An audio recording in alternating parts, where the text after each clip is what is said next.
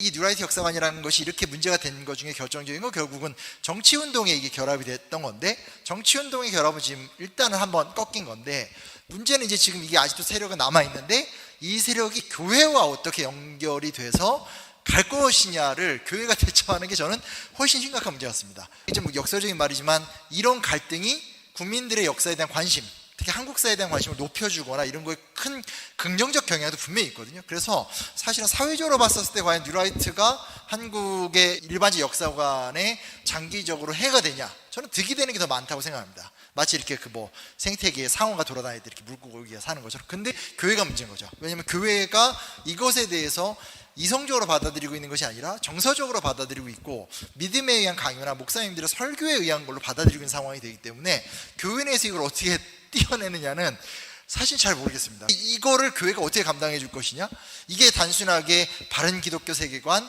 목회자의 합리적인 어떤 인도, 과연 이걸로 대화가 풀려질 수 있을까? 그러니까 결국은 저를 포함한 40대 이하의 교회에 남아있는 크리스찬들은 목사님의 설교를 나의 영적인 안식 정도로 쓰지, 나머지 세계관의 목사님의 설교를 끌고 와서 나의 삶으로 구성하는 사람들은 그 구파 말고는 없거든요.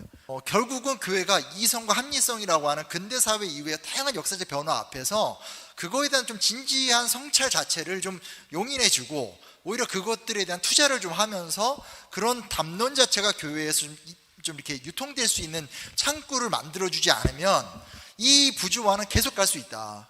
어떤 교회에 가면 되게 진지하고 합리적인 성도들인데도 자녀한테 그리스 로마시나 만화를 읽혀야 되냐, 이런 얘기를 바로바로 하거든요. 이게 굉장히 힘듭니다. 그래서 일반 사회에서의 역사학의 문제나 어떤 인식은 사실은 오히려 이 갈등이 한국인들의 역사 인식을 높이고, 또 특히 386이 싸워왔었던 민주화나 독립운동가들의 기억을 후대한테 연결시키는데 저는 역설적으로 긍정적 효과가 있다고 생각하지만, 교회 내에서의 이 문제는 이성적 사고나 합리적 사고가 붙어있기 때문에 상당히 좀 골치 아픈 문제인 거고, 그건 좀 여기 계신 목사님들이 많이 노력을 하셔야 될 것 같다고 이런 생각도 좀 해보게 됩니다.